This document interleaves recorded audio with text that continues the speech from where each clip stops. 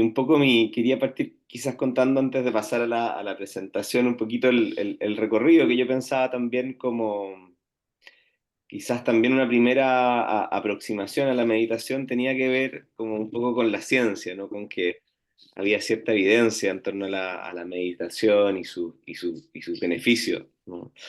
Eh, y mi primera aproximación fue efectivamente hacer el taller de reducción de estrés basado en mindfulness en Asia. Yo calculaba unos 9 años, porque esto fue después de mi matrimonio. Eh, y efectivamente, rápidamente noté beneficios, como a nivel un poquito más psicológico, en términos de bienestar. Eh, pero después se fue volviendo cada vez más interesante también la práctica, como en la exploración en primera persona, ¿no? Yendo un poquito más allá de estos beneficios y encontrando también un espacio de crecimiento espiritual, de desarrollo, que se ha vuelto quizás mucho más interesante en este momento que quizás el aspecto científico en sí mismo. Entonces, a lo largo de la presentación quería ir contándoles un poco sobre qué nos va diciendo la ciencia, qué quizás ideas de las tradiciones budistas se han ido también comprobando en torno a la ciencia y qué cambios ocurren en nuestro cuerpo y en nuestro sistema nervioso central con la práctica de meditación. ¿Ya? Voy a compartir pantalla, voy a compartir una presentación.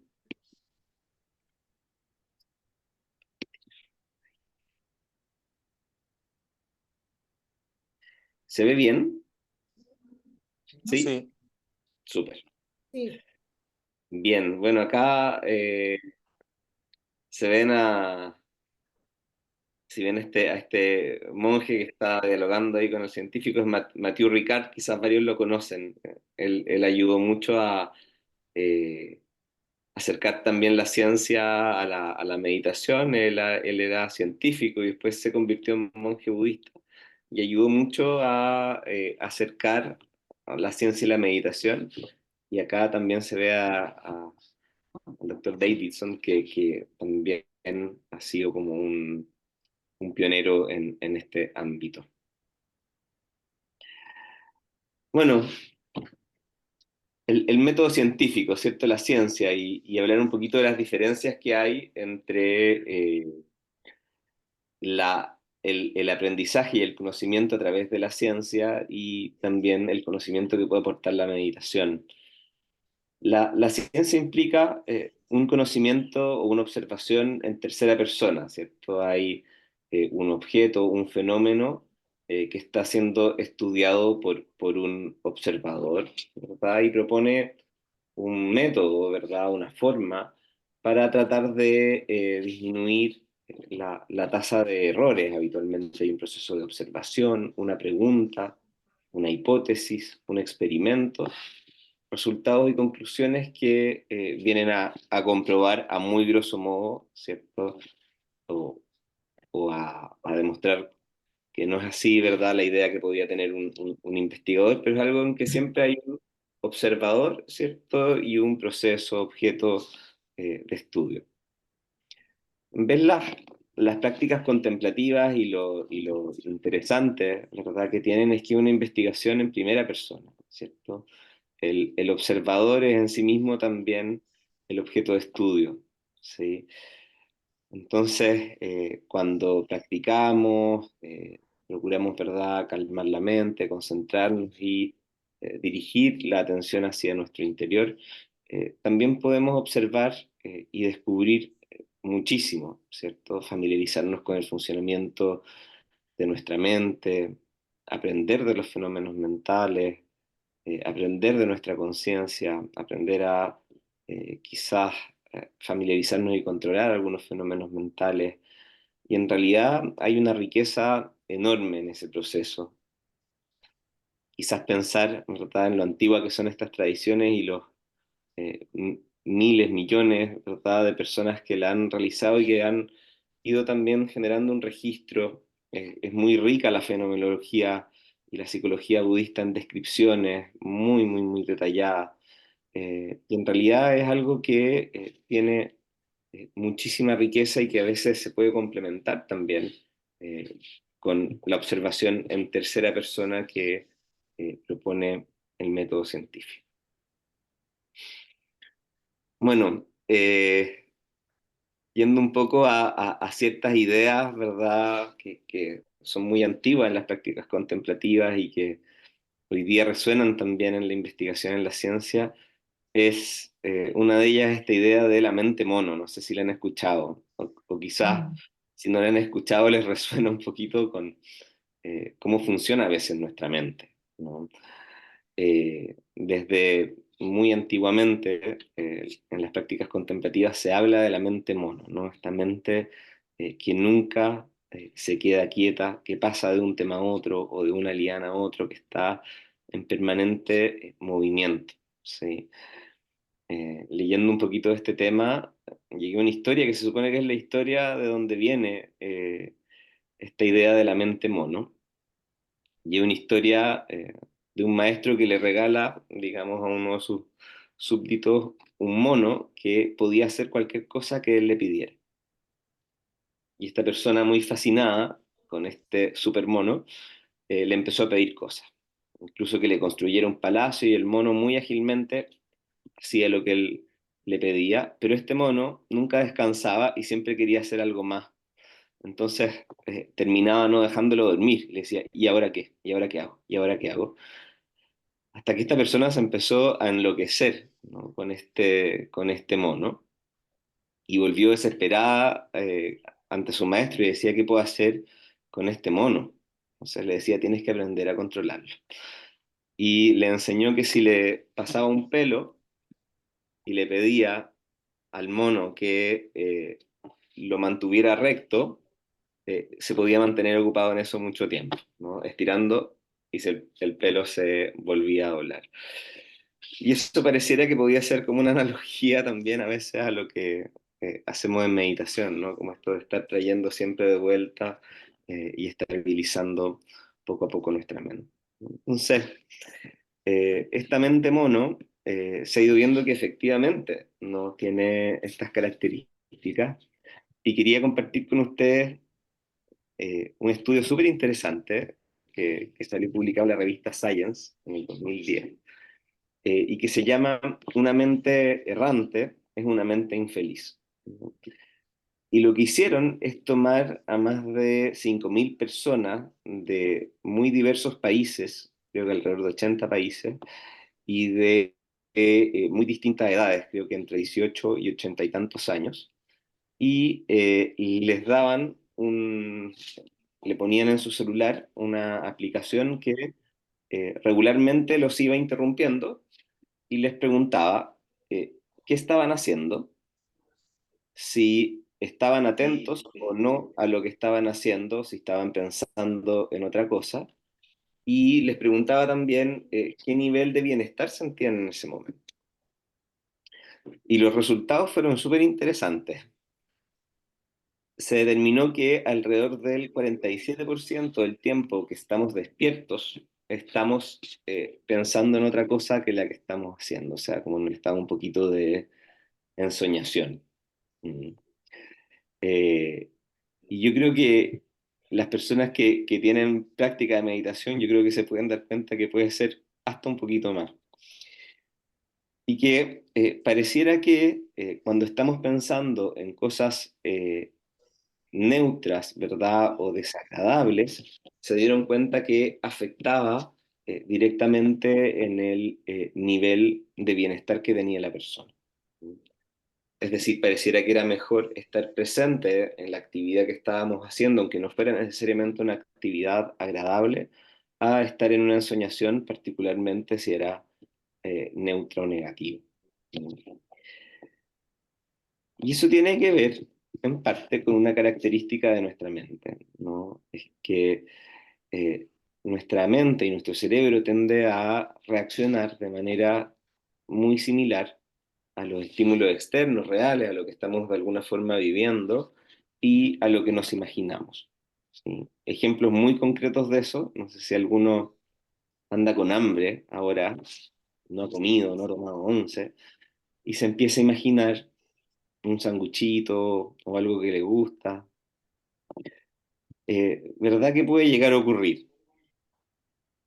Podemos llegar a salivar, ¿verdad? Se nos pueden activar las tripas. ¿Mm? O sea, nuestro cuerpo va a empezar a actuar como si realmente tuviéramos el plato de comida al frente. Eh, lo mismo puede ocurrir, por ejemplo, con una fantasía sexual, ¿cierto? O si nos empezamos a imaginar algún escenario más negativo o más catastrófico, eh, nos vamos a angustiar, ¿verdad? Y quizás se va a acelerar nuestro corazón, nos vamos a sentir estresados, porque en realidad vivimos bastante identificados con nuestros pensamientos, ¿sí? ¿Vamos bien hasta aquí? Sí. Sí, Y otro descubrimiento científico en torno a esto, eh, cuando empezaron a utilizar neuroimágenes funcionales, en neurociencias las neuroimágenes funcionales, además de mostrar la anatomía cerebral, ¿cierto? Tienen la característica de mostrar qué áreas del cerebro están activas en ese momento. Y se ven así, como ven en esta imagen, ¿verdad? Ven estas áreas en rojo, en amarillo, son áreas que están activas en ese momento.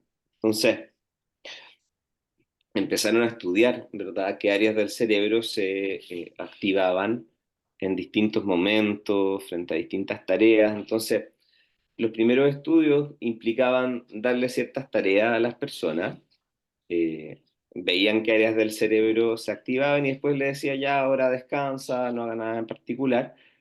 Y de repente se empezaron a dar cuenta que cuando le decían a las personas, ahora no hagas nada en particular, ¡pum! ¿Cierto? Esta área que se ve como activa en estas imágenes, se activaba al pedirle que las personas no hicieran nada en particular. Eso de manera repetida. Entonces, empezaron a decir, oye, ¿qué está pasando? ¿Qué es esta zona? Y le empezaron a preguntar a las personas, ¿verdad? ¿Qué estáis haciendo? ¿En qué estabais pensando? No, estaba pensando en verdad, mis pendientes, en lo que tenía que hacer, lo que me pasó en el día, ¿no? Como rumiando, ¿cierto? No sé si les resulta familiar que cuando no hay nada que hacer, ninguna tarea en particular, la mente rápidamente empieza a divagar. Entonces, empezaron a ver que esta área, ¿verdad? Al parecer cumplía ciertas funciones, como sobre todo de entrar en estados de ensoñación, de rumiar y sobre todo pensar bastante en torno a nosotros mismos, lo que nosotros llamamos procesamiento autorreferencial. Y le pusieron a esta red de distintas estructuras cerebrales la red de activación por defecto o Default Mode Network. Y involucra áreas de la corteza prefrontal, como la corteza cingulada anterior, la corteza cingulada posterior y algunas zonas de los lóbulos parietales bilaterales. Y es bien interesante que se ha visto que en varios problemas de salud mental, en cuadros de ansiedad, en adicciones, en algunos también ludopatías. Hay áreas de esta red de activación por defecto, particularmente de la corteza cingulada posterior, que están muy sobreactivadas. Y por otro lado, se ha visto que las prácticas de meditación de manera como muy, muy, muy consistente tienden a disminuir el nivel de actividad y de activación de esta área. Entonces, bien interesante, ¿no? Porque pareciera que efectivamente con las prácticas de meditación comenzamos a rumiar menos y también se pudiera ir diluyendo, ¿no? Esta tendencia a pensar tanto en nosotros mismos, tanto en un yo, ¿no? Que es probablemente uno de los beneficios también interesantes de la meditación que vamos a ir viendo. ¿Mm?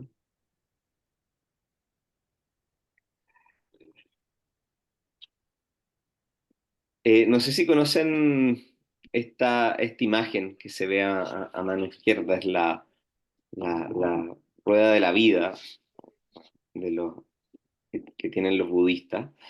Y al centro eh, están estos tres animales, el cerdo, la serpiente y el gallo, que representan los tres venenos, que son como tres aspectos, ¿verdad?, del ser humano que estarían a la base de generar el sufrimiento y de ir activando esta rueda que tiene que ver con el ciclo de reencarnaciones.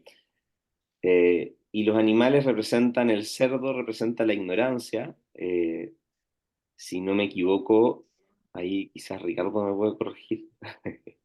La serpiente es el rechazo y el gallo el apego, si no me equivoco, ¿no?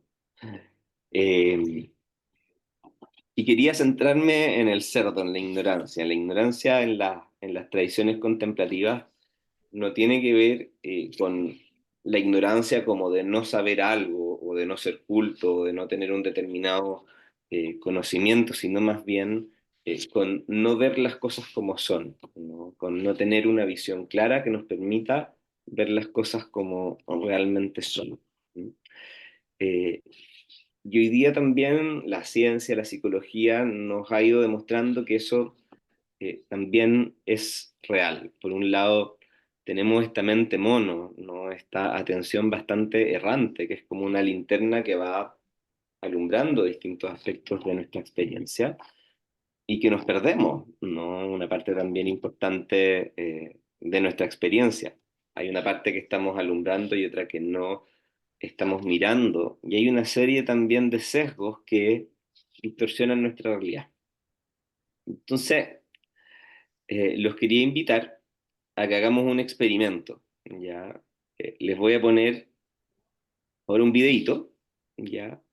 En que les va a ir dando algunas tareas y les voy a pedir que lo traten de seguir lo mejor que puedan. ¿Mm? Ahí va. The monkey business illusion. Count how many times the players wearing white pass the ball.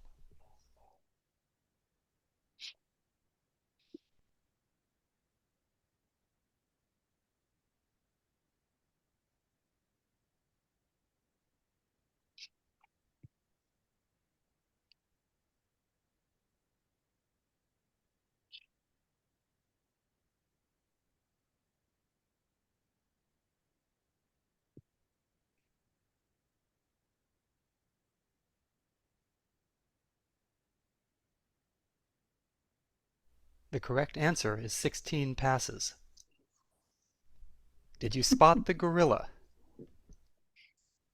For people who haven't seen or heard about a video like this before, about half miss the gorilla. If you knew about the gorilla, you probably saw it, but did you notice the curtain changing color or the player on the black team leaving the game? Let's rewind and watch it again.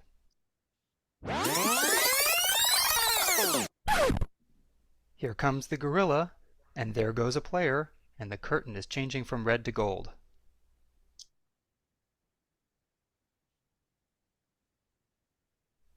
When you're looking for a gorilla, you often miss other unexpected events. And that's the monkey business illusion. Learn more about this illusion and the original gorilla experiment at the Invisible. ¿Cómo les fue? ¿Conocían este experimento, no? No, no, ¿Vieron el gorila los que no lo conocían? no, No, No. no. yo lo vi, se me Yo lo fue la... conocía. Paula, tú querías decir algo, parece. No, que lo vi el gorila y me perdí en la cuenta. Ah, ahí Bueno, los años de meditación. Ah, muy bien. Es bien impresionante, ¿no? Como de alguna forma nuestras expectativas, lo que creemos que vamos a ver, van condicionando la forma en que vemos la realidad, ¿no? ¿Verdad? Y cómo hay muchas cosas que pueden ocurrir y que de alguna forma no nos damos cuenta que esto ocurre. Eh, a mí un área que me gusta mucho y que he estado trabajando en los últimos años es como la aplicación de las prácticas de meditación, de mindfulness en profesionales de la salud para mejorar la calidad de la atención y aumentar la resiliencia. Y este estudio, algo parecido, lo hicieron con médicos radiólogos, que es súper interesante, se los voy a mostrar. The monkey business illusion. Ahí. Entonces, este fue un estudio publicado en que tomaron a un grupo de radiólogos expertos y les pidieron identificar en una serie de escáneres la presencia de nódulos pulmonares. Uy, se me salió la presentación, pero un segundito. Se está Ahí ustedes viendo la acá. Ya. Se está Entonces, viendo. sin que obviamente estos radiólogos supieran, les pusieron adentro de una serie de cortes del escáner al gorila. Y este gorila era más o menos 48 veces más grande que un nódulo pulmonar promedio y solo 4 radiólogos se dieron cuenta del gorila y 20 de los 24, digamos, no lo vieron. Lo cual es súper, súper impresionante, ¿no? Y este mismo fenómeno. Y de ahí la importancia también de ir cultivando un mayor control de nuestra atención, un mayor conocimiento de nuestros propios sesgos, porque nos equivocamos mucho más por no ver, al menos en medicina, que por no saber. ¿Y qué son los sesgos? ¿Verdad? En nuestra mente ocurren muchos fenómenos de manera automática y procesamos rápidamente toda la información sensorial que vamos recibiendo de manera muy rápida y efectiva. Y en general nuestra mente recurre a lo que ya sabe, a lo que ya nos ha ocurrido, a nuestras experiencias previas, como una forma de procesar mucho más rápido y la mayoría de las veces de forma inconsciente las situaciones que vamos ocurriendo. Y es un proceso diacrónico en el sentido de que nuestros sesgos también van cambiando a lo largo del tiempo, acorde con nuestras experiencias. Y nuestra mente no solo echa mano a lo que ya sabe, sino que lo que cree y lo que supone acerca de esta información que va recibiendo. Y de alguna forma, de esa manera vamos tiñendo la vida. Y estos son probablemente los aspectos que se hablan, ¿verdad?, en las prácticas contemplativas de cómo esta ignorancia, este no ver la realidad como es, va determinando diversas formas de sufrimiento. Y ahora quería pasar a contarles un poquitito más que ha ido mostrando la ciencia en torno a los cambios que genera la meditación en nuestra mente, en nuestro sistema nervioso central, digamos, y en nuestro cuerpo. En las últimas 2 décadas, en los últimos 20, 25 años, ¿verdad? Ha habido un aumento exponencial, ¿verdad?, en el estudio científico de las prácticas de meditación, particularmente en las prácticas de mindfulness. Y este gráfico muestra la cantidad de publicaciones por año, y ya vemos que alrededor del 2018-2019 ya superan las 1000 publicaciones por año que contienen la palabra mindfulness. Naturalmente sigue estando todavía en pañales esta área de conocimiento, y naturalmente se va encontrando también con ciertas dificultades, con ciertas eh, sesgos, ¿no? Uno, un sesgo de publicación de que en general las personas que investigan en meditación, ¿cierto?, son meditadores, lo cual a veces genera cierto sesgo de querer publicar, de querer mostrar, ¿verdad?, resultados positivos, ¿no? Como cuando laboratorios, ¿verdad?, quieren publicar sobre los medicamentos que están generando. A veces también hay estudios, dificultades metodológicas, ¿verdad? Como poder hacer estudios también longitudinales que son mucho más complejos, que permitan ir viendo cómo se van generando estos cambios, poder diferenciar los cambios de meditadores expertos o principiantes, poder encontrar buenos grupos de control con quienes comparar a los meditadores, eh, y también los distintos tipos de intervención, ¿cierto? Los distintos tipos de meditación que existen y que al menos en los estudios se han tratado de eh, dividir en tres grupos: la meditación de atención focalizada, meditación de monitorización abierta y práctica de compasión. Vamos viendo que ha ido mostrando la ciencia. Pareciera que un aspecto bastante central en los beneficios y en los cambios que genera la meditación tienen que ver con aspectos vinculados a la neuroplasticidad, ¿cierto? Generar nuevas conexiones y cambios en las conexiones cerebrales y en la capacidad incluso de generar, ¿verdad?, nuevas neuronas, neurogénesis. La imagen a mano izquierda muestra, es un tipo de imagen que muestra todas las conexiones axonales que hay en nuestro cerebro, que es bien increíble. ¿Qué sabemos? ¿No? Esta imagen muestra un poco qué ocurre en nuestro cerebro cuando estamos meditando, ¿cierto? Cuando nos sentamos en nuestro cojín, en nuestro zafu, y nos disponemos a meditar, a focalizar nuestra atención. Entonces la imagen uno, no sé si se ve ahí el puntero, muestra Sí. la activación de la red neuronal por defecto, la que veíamos hace algunas diapositivas atrás. Y ese es el momento en que nuestra mente está rumeando, en que estamos pensando en los pendientes del trabajo, en lo que no hicimos, en todas nuestras cosas. Después, esta imagen muestra eh, cuando tomamos conciencia de que estamos distraídos, ¿cierto? Y eso implica una activación de la corteza cingulada anterior y de la ínsula, que es un área que está bastante en estudio porque es el área que viene como a integrar la información que viene de nuestros sentidos y de nuestra propia percepción. Entonces ahí nos damos cuenta de que nuestra mente está distraída y se genera una reorientación de nuestra atención, activando la corteza prefrontal y también la corteza parietal. Y luego para mantener la atención en lo que, digamos, sea nuestro objeto de práctica, mantenemos activada la corteza prefrontal.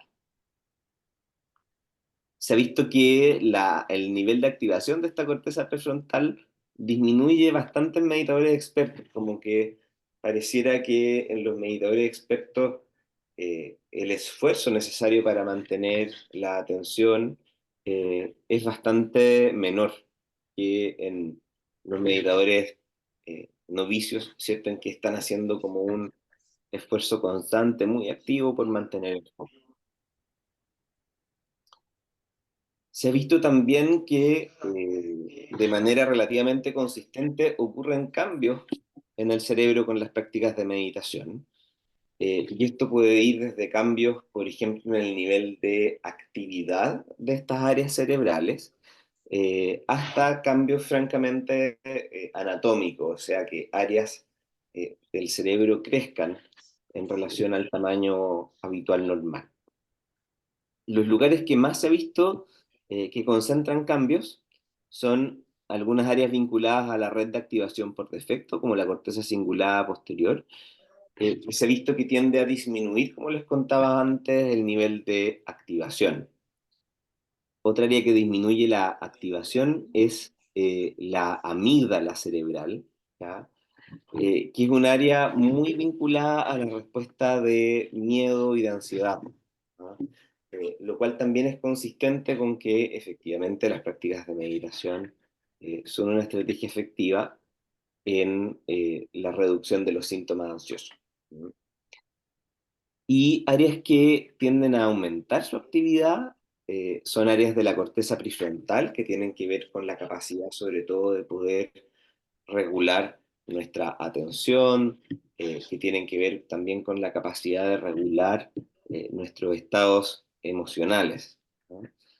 Y otra área que ya les contaba antes que tiende a aumentar su actividad es la ínsula, ya esta área que viene a procesar la información sensorial y toda la información propioceptiva de lo que está ocurriendo en nuestro cuerpo, eh, aumenta su actividad, lo cual probablemente es un correlato de esta experiencia de ir mejorando mucho con la práctica la sensibilidad de nuestro cuerpo, el poder sentirnos de manera también más precisa.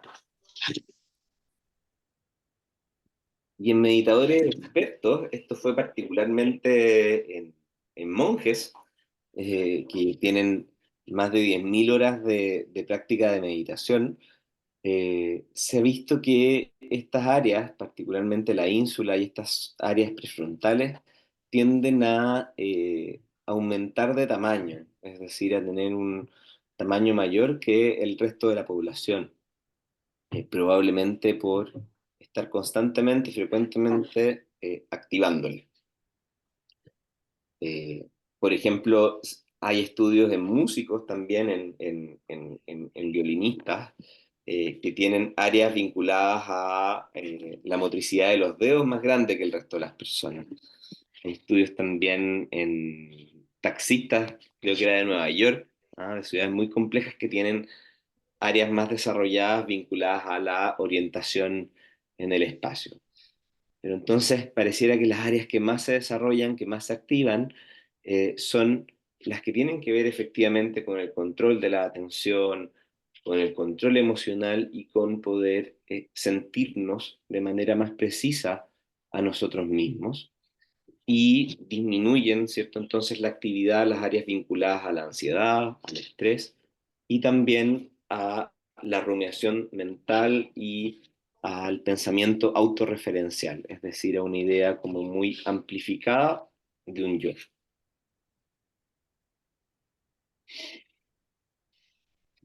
Uno de los, ¿verdad?, áreas de mayor estudio de la meditación y particularmente del mindfulness son los beneficios, ¿cierto?, en salud mental. Hoy día tiene evidencia en prevenir, ¿verdad?, la recurrencia de cuadros depresivos, en un tratamiento hoy día de primera línea en cuadros de ansiedad. De hecho, hace poquito salió un estudio que comparaban el uso del Exapro, que es un antidepresivo habitual, el escitalopram, con un programa de reducción de estrés basado en mindfulness en pacientes con trastornos de ansiedad y demostraban que eran igualmente efectivos.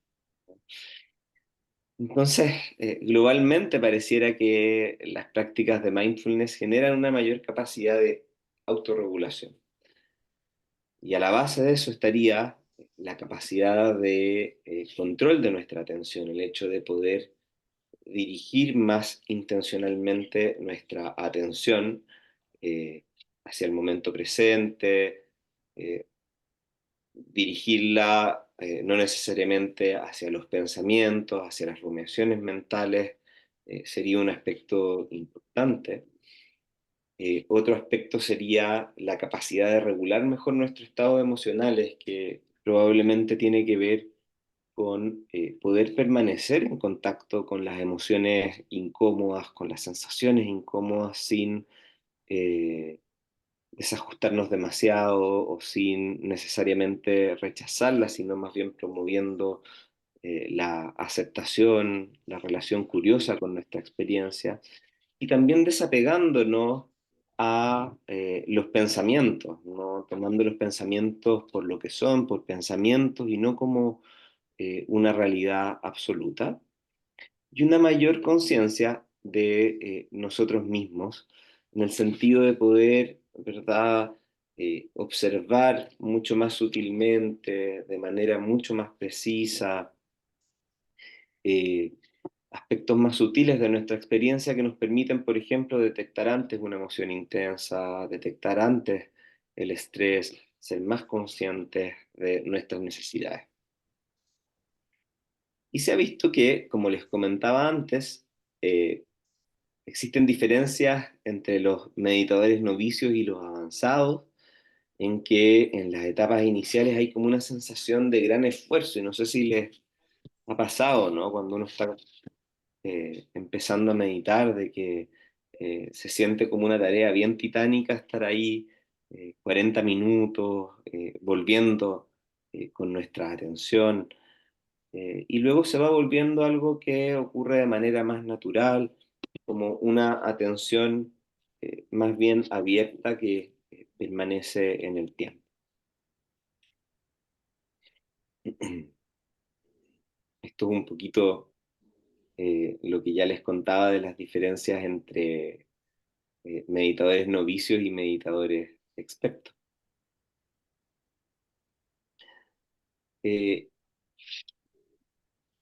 y esta área de la conciencia de nosotros mismos es un área como bien interesante, ¿no? Por un lado, la capacidad de sentirse a uno mismo, y también eh, una idea de poder desapegarse de una idea demasiado rígida de un yo, ¿no? Como la idea de un yo permanente, constante, que no cambia. eh, También muchas veces es una fuente de sufrimiento, y pareciera ser uno de los aspectos que, a través del cual las prácticas contemplativas también eh, generan cambios positivos, y es un área que está en una etapa muy, muy emergente de investigación. Se ha visto que en los meditadores también disminuye la percepción y la respuesta eh, en relación al estrés. Hay cambios, por ejemplo, en biomarcadores de estrés, como el nivel de cortisol. Hay una disminución en la actividad del sistema simpático, que es el que regula y activa las respuestas de amenaza, como pelear y huir. Eh, y también hay una disminución en las áreas vinculadas a la activación de las respuestas de estrés, como la amígdala. Otros cambios que se han observado en las prácticas de meditación es que disminuyen parámetros inflamatorios, ya como la proteína C reactiva y otros parámetros, que mejora la inmunidad. Y ahí hay un estudio que fue súper interesante con vacunas, ¿no? eh, Tomaron a dos grupos, a un grupo sin práctica de meditación, lo vacunaron, y a otro grupo que había recién hecho un programa de reducción de estrés, y notaron que el grupo que había hecho el programa de reducción de estrés basado en mindfulness tenía una respuesta inmune frente a la vacuna significativamente más potente. Y un área que también está en estudio es que pareciera que las prácticas contemplativas pueden disminuir el envejecimiento biológico, aumentando la actividad de la telomerasa, que ahora se las voy a mostrar. Está, ¿cierto? Esta X acá, ¿verdad? Es un cromosoma, ¿sí? Que es el que contiene, ¿verdad? El material genético. Y acá los cromosomas, hacia el final, tienen una colita que es el telómero, que es un área que con cada división que va teniendo la célula se va acortando un poco. Y existe una enzima que es la telomerasa que va de alguna forma regenerando esa zona. Y el envejecimiento celular tendría que ver con este acortamiento de los telómeros, y pareciera que las prácticas de mindfulness, las prácticas de meditación podrían cambiar, ¿verdad?, el nivel de actividad de la telomerasa, lo cual nos habla de lo profundo de los cambios que pueden ocurrir. Y otros estudios que encontré que me parecieron súper interesante es que se ha visto que efectivamente la conciencia a la respiración, que es algo que, ¿verdad?, se escucha tanto, ¿no?, en las prácticas de meditación, en las prácticas de yoga, tendría una influencia importante y que la respiración, cuando va ocurriendo, activa efectivamente y cambia la actividad de distintas áreas del cerebro, incluyendo áreas muy profundas y particularmente áreas vinculadas a la memoria, como el hipocampo. Y se ha visto que en la inspiración hay una mayor, ¿verdad?, activación del hipocampo y que además pareciera que no es lo mismo respirar por la boca que respirar por la nariz y que la activación es mayor si respiramos por la nariz.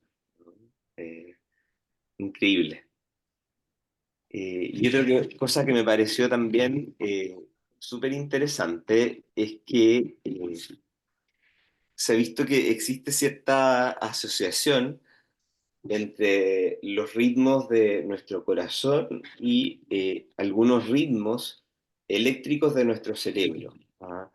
Que se pueden medir por electroencefalograma, que son las ondas alfas, que efectivamente tienen que ver también con el poder permanecer atentos. Y existe cierta coordinación entre los ritmos del corazón y los ritmos de la mente, ¿ah? Que suena harto con también esta idea eh, budista, esta idea más oriental de que mente y corazón en realidad son una misma cosa, ¿cierto? El yin. Y se ha visto que las prácticas de meditación, esto es después de también un programa de reducción de estrés basado en mindfulness, eh, se genera una mayor coordinación en los ritmos entre el corazón y el cerebro, lo cual me pareció muy bonito en realidad. Y algunas preguntas, hay muchas preguntas, yo creo, todavía abiertas, es un campo, yo creo, todavía en una etapa muy inicial. Algunas preguntas son, ¿de qué manera el mindfulness o las prácticas de meditación generan estos cambios? Algunos tienden a pensar de que eso tiene que ver con que el hecho de que estemos activando recurrentemente ciertas áreas del cerebro genera cambios neuroplásticos, ¿cierto? Es decir, genera más conexiones, genera nuevas neuronas. Otros creen que tiene que ver con una menor activación del sistema de amenaza, una menor activación del sistema simpático y del cortisol, que a su vez tiene efectos tóxicos en distintas áreas del cerebro. También hay muchas tareas por delante por decodificar los distintos estados mentales, ¿verdad? Quizás poder saber qué ocurre en un momento de absorción profunda o en torno a una experiencia de meditación. Y que hace que también las distintas personas respondan distintos frente a las prácticas de meditación. Y poder desde ahí también poder aplicarlo, por ejemplo, en un contexto clínico de manera muchísimo más dirigida, ¿no? Muchísimo más focalizada. Esos son un poquito lo que yo les quería compartir en esta charla y me interesaba mucho poder generar también ahí algún espacio de conversación, de diálogo. Así que si les parece voy a dejar de compartir para poder volver a verlos. Ahí estamos. Ponemos galería. Bien, quedo ahí muy abierto a preguntas, a comentarios. Pasa eso como cuando uno presenta por Zoom que pierde un poquito el contacto con los que están escuchando. Así que abro ahora un espacio para poder Ahí en conversar. vivo.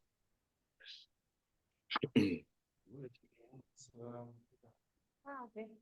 Pero se ve más. Para que vea a todos. Ah, ¿nos ven? Ah, ok. Pero queda. No sé si hay algún comentario, alguna duda, alguna Yo pregunta. tengo unas preguntas. Adelante. Ahí me estoy autoenfocando. Ahí te veo. Ya. Tengo dos preguntas que te quería hacer. La primera, tú mencionabas que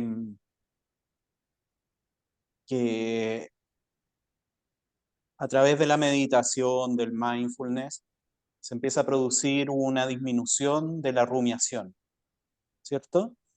Entonces te quiero preguntar primero si realmente lo que se produce, porque también es como practicante de meditación, me hago esta pregunta al darme cuenta, digamos, de esto. ¿Uno empieza a rumiar menos o se empieza a dar cuenta de que está rumiando y observa su rumiación? ¿Cuál es? Eso es lo primero. Y lo otro que me estoy acordando, bueno, se me olvidó decirte, me encantó la charla, la encontré excelente, muchas gracias. Y me acordé de un video que vi de Nazaret Castellano, la súper famosa eh, escritora y neurocientífica, etcétera. Y ella, y esta es una cuestión que yo también repito en las prácticas de mindfulness y quiero ver si estoy bien. A lo mejor no es tan así. Dice que mucho más importante que eh, dejar de distraerse o distraerse menos en la meditación es darse cuenta de que nos distrajimos. Y ahí se produce es como un brazo que va generando, digamos, una musculatura y te va haciendo más autoconsciente. Siempre me acuerdo de eso porque en el fondo una de las dificultades que tienen en general los alumnos es que dicen, pucha, tuve una pésima meditación porque me distraje muchas veces. Entonces ahí viene el comentario cuando me acuerdo de lo que dijo Nazaret Castellano, es que no importa que te distraigas 1.000.000 de veces, lo que es importante es que te des cuenta que te distrajiste. Esas dos preguntas te quería hacer, Luis. Súper.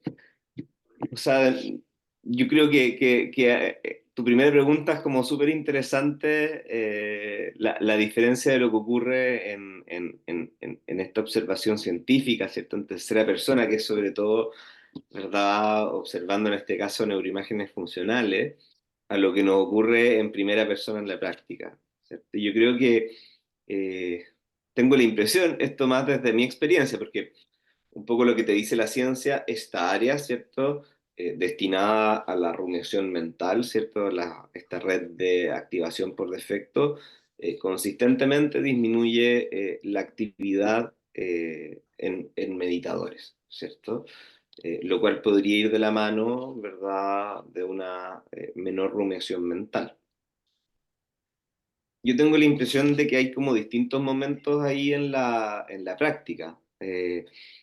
Yo creo que hay como una etapa inicial en la práctica, yo creo como bien larga, en que uno se encuentra con la mente mono. ¿Ah? No sé si eh, les ha pasado cuando empiezan a meditar, quizás en el primer periodo que llevan meditando, es como que uno se encuentra con la mente mono en gloria y majestad. ¿Ah? Les pasa mucho en los talleres de mindfulness, en las primeras sesiones, cuando uno les hace hacer el escáner corporal, ¿verdad? Que implica estar 40 minutos acostado, dirigiendo la atención a las distintas partes del cuerpo, que la gente dice, "Oh, ¿qué onda este mono?", ¿cierto? Algunos le dicen el hámster, ¿verdad? Que está ahí, el hámster en la ruedita, ¿cierto? Que está ahí girando. Y hay un primer momento en que se toma conciencia de la rumiación mental. Y en cierto sentido, por lo que recuerdo, hay evidencia también que los meditadores detectan más la rumiación mental. O sea, eh, son mucho más conscientes de sus distracciones y de darse cuenta que están pensando en otra cosa que alguien que no es meditador. Pero creo que probablemente con la práctica sostenida uno sí tiende a observar que hay mayores momentos de silencio mental, que quizá en el día a día la intensidad de la rumiación es un poco menor, pero no es como pasando ya a la segunda pregunta, yo, efectivamente no es un objetivo en sí mismo, ¿cierto? Porque, de nuevo, no es algo que esté bajo nuestro control, ¿cierto?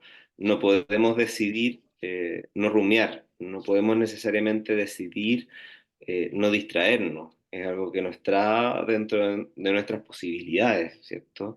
Somos conscientes simplemente que está ocurriendo y efectivamente lo único que podemos hacer es darnos cuenta y volver y seguir fortaleciendo ese músculo. Y efectivamente, no existen ni buenas ni malas prácticas y yo siempre les digo también a los alumnos de los talleres de que una meditación en que te tocó encontrarte con la mente mono, así en plena actividad, ¿no? Como si el mono se hubiera puesto 3 bebidas energéticas, eh, es un tremendo desafío y es una tremenda práctica en sí misma. Yo creo que son los momentos de la práctica que cultivan también la resiliencia, el poder permanecer, ¿verdad? Pese a un tranquilos, pese a una gran agitación mental. Y yo creo que en sí mismo ese es un tremendo entrenamiento. No sé si respondo de alguna forma, por lo menos de mi perspectiva, Sí, muchas gracias. a ti. Está Cecilia, con Estás- su Sí, mano digital. dale, Cecilia. Hola, muy buena la charla, me gustó mucho. Gracias. Tengo como 3 preguntas. Vamos por ella. Una, Bajo un- esta red de activación por defecto, ¿qué función tiene? Mm, Eh, y más que qué función tiene, ¿cómo uno puede acceder a esta red cuando realmente la necesita? Por ejemplo, si tengo que planificar las cosas que tengo que hacer, eh, y no cuando aparece porque quiere nomás, digamos. mm, mm. Perfecto. Eh, de las funciones, se supone, ¿verdad?, que tiene que ver bastante con el pensamiento autorreferencial, ¿cierto? Pensar en torno a temáticas vinculadas con nosotros mismos. Yo creo que sí. Eh, no sé, pues nos ponemos a recordar cuáles son nuestras rumiaciones habituales, ¿verdad? Cuando no estamos haciendo nada en particular, habitualmente son temas relacionados con nosotros mismos, ¿cierto? Lo que hicimos, lo que no, si tuvimos un problema con alguien, que nos quedó pendiente, ¿sí? No se sabe, por lo que yo sé, digamos exactamente por qué está ahí. La teoría, desde una mirada más bien evolutiva, ¿cierto? Del cerebro, dice que probablemente tiene que ver con estar automonitorizándonos permanentemente, sobre todo en temáticas vinculadas a las relaciones sociales, ¿ah? Em, los seres humanos, para sobrevivir, dependemos de la pertenencia al clan. Históricamente, si nos quedábamos fuera del clan, era un sinónimo de muerte, ¿no? Entonces, probablemente tenemos bastante desarrollada la rumiación como, ¿verdad?, también una estrategia de automonitorización en torno a la pertenencia, ¿no? Eso es un poquito lo que dice la teoría y también en torno a generar un concepto de un yo. ¿Mm? ¿Cómo acceder a ella? Ahí está y frita. Porque son áreas como bien profundas de nuestro cerebro. Si uno se fija en la anatomía, son áreas que están como en la profundidad en su mayoría del cerebro y que no están bajo un dominio consciente necesariamente. Uno no puede decidir, ¿cierto?, no rumiar, ¿verdad? Como conversábamos ahí con Johnny, más bien uno puede darse cuenta y volver. ¿Sí? Ah, ok, me fui, ¿verdad? Uy, estoy pensando, ¿verdad?, en cualquier otra cosa, ¿no? Que en lo que tengo que estar haciendo. cuando estaba preparando la clase me pillé muchas veces metiéndome en otras páginas, divagando, y bueno, había que traerse de vuelta, ¿sí? Pero no hay como, al menos neurobiológicamente, ¿cierto? Una forma en que uno pudiera tener así un control consciente de esta área, sino más bien pareciera que este entrenamiento podría hacer que esté menos activada o no sobreactivada, ¿sí? Y pareciera que la sobreactivación es bien consistente en diversos tipos y problemas de salud mental. No sé si se entendió. ¿Sí? Sí, Y las otras gracias. preguntas, o era eso. No, no, si eran tres. La segunda Vale. pregunta tiene que ver esto que me llamó la atención de los monjes que tenían ciertas zonas del cerebro anatómicamente más grandes que el resto de las personas. Y mi pregunta es si estos monjes meditaban desde niños, pensando que no es lo mismo, digamos, un cerebro que está en desarrollo que un cerebro que ya se desarrolló, más que Mm. nada por eso.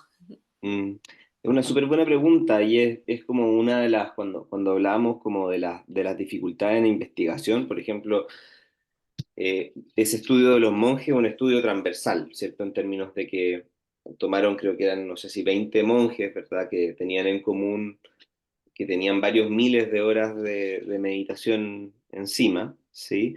Le hicieron neuroimágenes y vieron que tenían estas áreas significativamente mayor tamaño.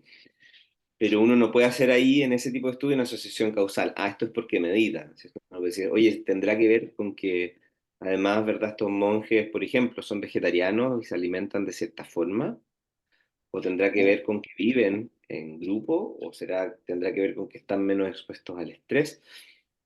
Es difícil saberlo exactamente, ¿no? Por una limitación metodológica del estudio. Se tiende a pensar que tiene que ver con que están practicando o están activando en la práctica de meditación recurrentemente estas áreas, ¿no?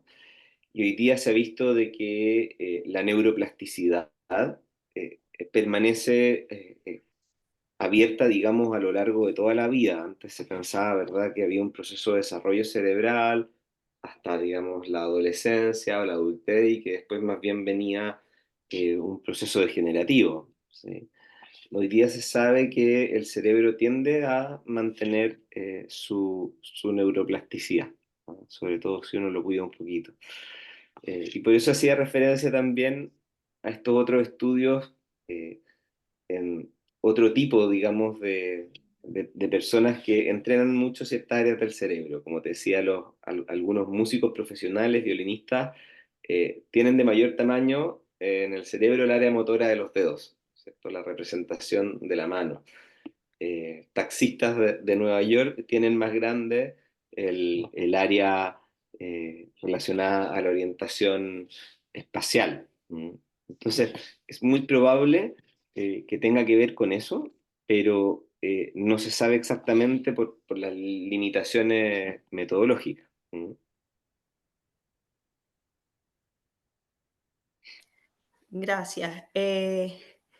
La tercera pregunta que tenía es si hay algún estudio donde hayan visto los efectos del mindfulness en, en personas neurodivergentes, o sea, que hayan hecho esa clasificación, porque estoy segura que en la mayoría de los estudios deben haber personas neurodivergentes, pero que hayan hecho esta clasificación y hayan visto si los efectos son similares o no.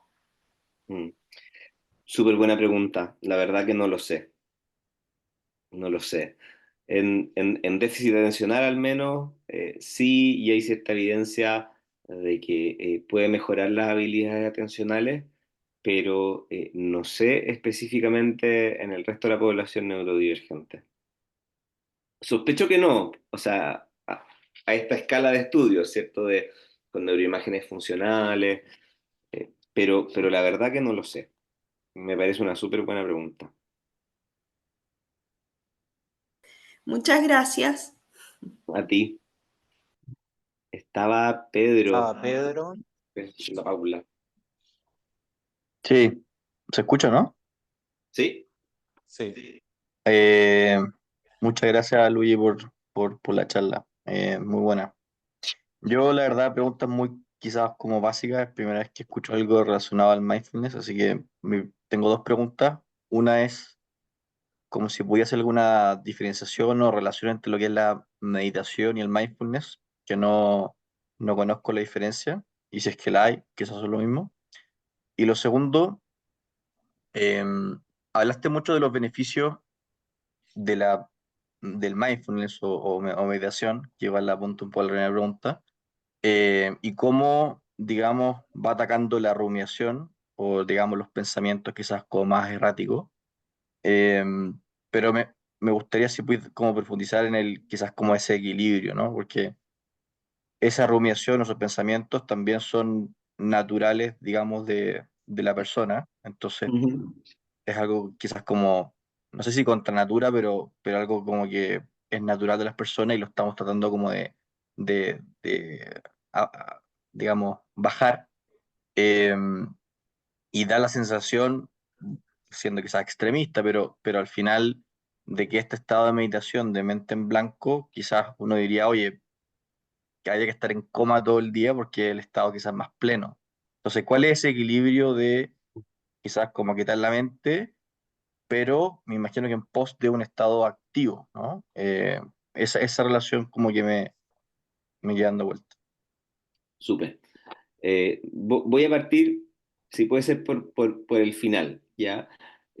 La meditación no busca en ningún caso poner la mente en blanco. De hecho, si lo intentamos, nos vamos a frustrar, aunque tengan las 10.000 horas de meditación de ese modo, ¿cierto? No es un objetivo en sí mismo, y la mente mantiene esta naturaleza activa y rumiante. ¿Ya? Eso no ocurre. Lo que sí ocurre es que uno más bien empieza como a poder observar que los pensamientos son pensamientos, ¿sí? Y no necesariamente son realidad. Muchas veces eh, tendemos a vivir de forma bien apegada a los pensamientos, tendemos a confundirlos un poco con la realidad, ¿no? Esto que hablábamos, ¿verdad? Nos podemos poner a pensar en un posible escenario catastrófico y lo empezamos a vivir como una realidad, ¿sí?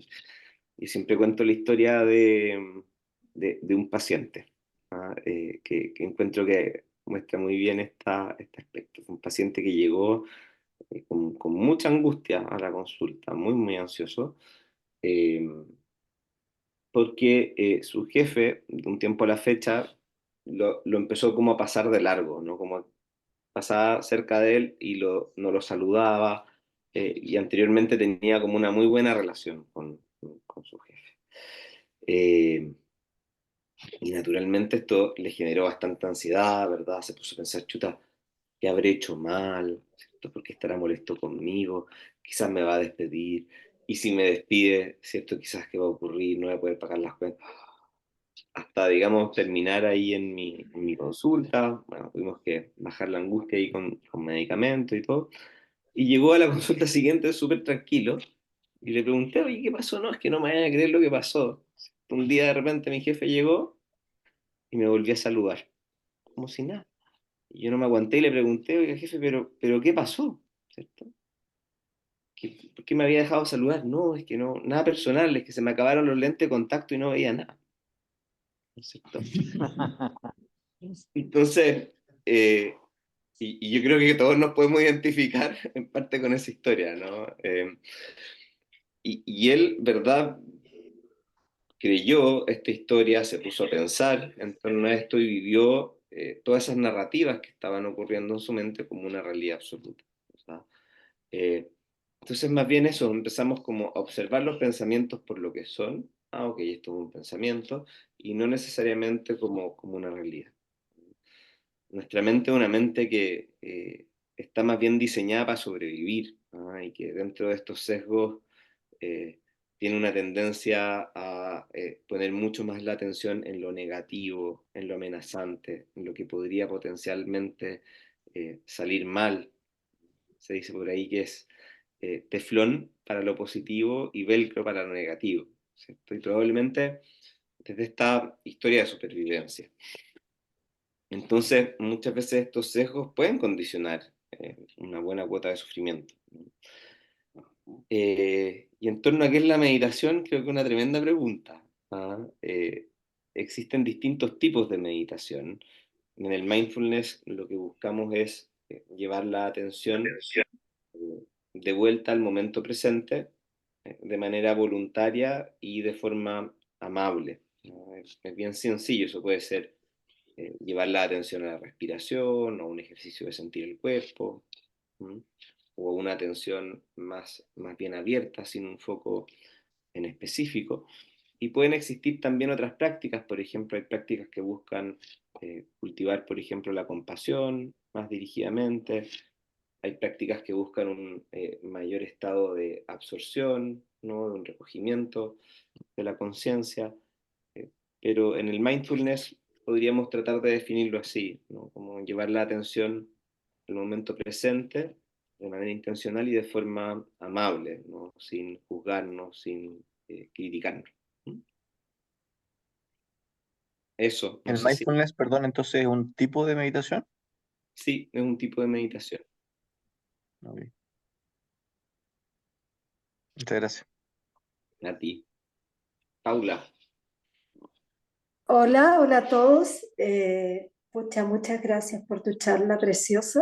Mm, Eh, bueno, tengo una pregunta porque los que hemos practicado la meditación, efectivamente, siempre fenomenológicamente vemos con el tiempo cómo nos vamos transformando mm, en este ir calmando la mente una y otra vez y nos vamos transformando. Claro, y lo sentimos en nuestras vidas, lo sentimos en nuestro cotidiano incluso. Pero me ha sorprendido mucho de tu charla y de la evidencia científica de la que se da cuenta que la práctica de la meditación genere modificaciones biológicas tan relevantes. Eh, porque, y ahí va mi pregunta, ¿cómo lo ves tú? Porque en realidad generalmente uno tiene la idea de que la biología estamos de alguna manera limitados por la biología y dentro de eso tenemos unos márgenes de acción y el desarrollo humano en general se plantea con bastantes como limitaciones, o sea, en el sentido de que muchas veces uno ve los experimentos y se quiere vivir más, ya, se quiere vivir eternamente, se quiere como superar esas condiciones biológicas, pero en general no se piensa que esa superación tiene que ver con los estados de conciencia. mm. Entonces, ¿cómo lo ves tú como alguien formado en la ciencia, de encontrarte con este camino súper distinto Mm. de horizonte de desarrollo humano? Porque obviamente que si podemos desarrollar ciertas partes del cerebro, que no es como desarrollar un músculo, obviamente que la perspectiva como de desarrollo humano que podemos cultivar es muy diferente. Mm. Entonces, eso te quería preguntar, como tu opinión de eso desde la ciencia. Mm. Gracias. Tremenda pregunta. No sé, yo creo que yo he ido haciendo un camino de, quizás en una etapa inicial como eh, validando y aferrándome mucho a la ciencia y al método científico de alguna forma, quizás en una etapa inicial, ahora quizás darle mucho más valor en sí a la experiencia en primera persona, ¿no? Y a, a sentir que como decías tú, el hecho de sentirme probablemente tan transformado por la práctica, quizás tiene más valor para mí, ¿verdad?, de lo que me pueda decir una neuroimagen, ¿sí? Eh, y creo que el rol que quizás puede tener la ciencia es como más bien reafirmar eso, ¿no? Y ayudar a que se le dé mucho más espacio a la práctica, ¿verdad? Y que pueda ingresar en la educación, por ejemplo. Que ojalá los niños aprendan a meditar en el colegio, ojalá incluso en el jardín, que esté disponible, ¿verdad? Como es una posibilidad para personas que requieren apoyo de salud mental, que por ejemplo en varios países las terapias basadas en mindfulness están disponibles, como dentro de los programas de salud pública. Creo que la ciencia tiene un rol potente ahí, ¿no? Como en traer a un lenguaje más concreto, quizás más objetivo o más razonable, ¿verdad?, para nuestra cultura, el valor que puede tener la práctica como, como medio transformador. Eh, para mí hoy día es eso, ¿no? Eh, y en términos del valor, creo que le doy más valor y confío más en la propia experiencia y en lo que uno ve, ¿verdad? En el grupo, en la sanga, ¿no? De todo lo que va pasando con estas prácticas. Eh, y yo creo que hay muchas cosas que van a seguir siendo misteriosas, ¿ah? Y espero que sea así, lo encuentro mucho más interesante también que siga siendo territorio del misterio algunas cosas por ahí, pero creo que la ciencia hoy día tiene ese valor de ayudar a darle espacio a, a la práctica. Mm.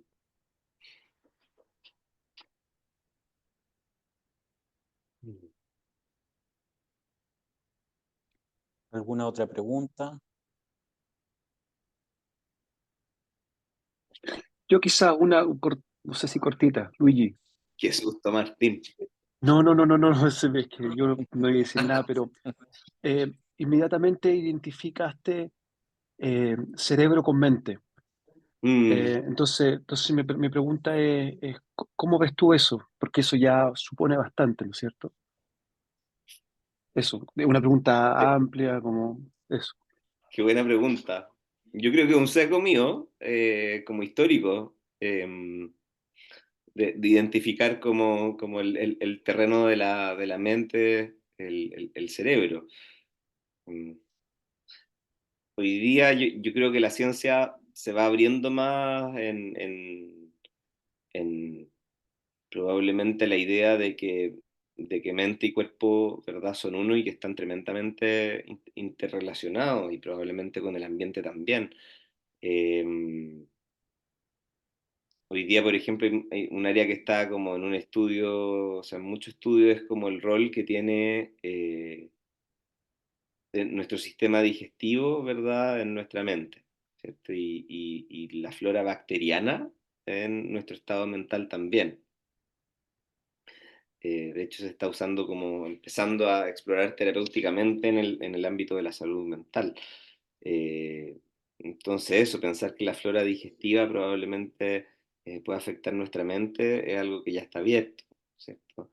De cómo veíamos en esos estudios, de cómo la respiración influye en el funcionamiento también de nuestro sistema nervioso central. Eh, yo creo que probablemente va para allá, ¿cierto? Y cómo influye también quizás lo colectivo, ¿no?, en nuestra mente.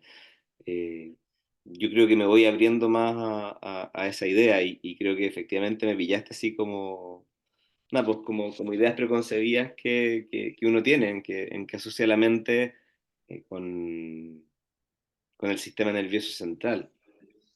Quizá eso viniendo harto también desde la enfermedad, no sé, como desde cuando se lesionan áreas del cerebro, efectivamente, hay concretamente áreas de la conciencia que se pueden perder, eh, pero yo creo que en términos de su funcionamiento sano, probablemente eh, sea mucho más amplio.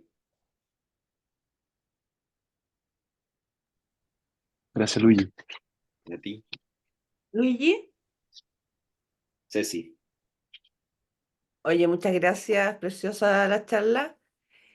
Una pregunta, entendiendo que la ciencia es como un testigo en tercera persona de aquello que vivimos en primera persona, ¿tú crees que pudiera estar siendo testigo la ciencia de una posible evolución del cerebro? No sé O si... sea, como actual. ¿Mm? O sea, en la medida que se pudiera como, porque tenemos un cerebro de hace mucho tiempo, y como esto que se está evidenciando, ¿no? Que a través de la meditación, mindfulness, lo que sea, van cambiando estructuras cerebrales, y en la medida en que esto se vaya modificando, podría estar como atestiguando un camino evolutivo. Yo creo que no. Eh, en el fondo, una cosa, ¿cierto? Es como el cambio, ¿verdad? De ciertas estructuras en relación a lo que estemos practicando, en relación a cómo estemos viviendo, que es algo que nos impacta a nosotros, ¿cierto? Pero las modificaciones genéticas para generar cambio en la especie toman muchos miles de años. En términos prácticos, probablemente nuestro material genético y nuestro cerebro es bastante parecido al paleolítico.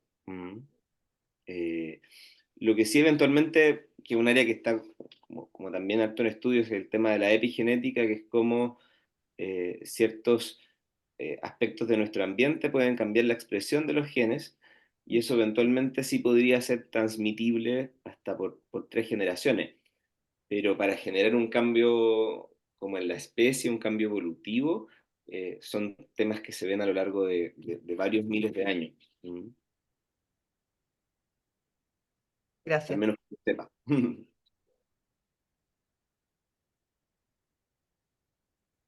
¿Alguna última pregunta?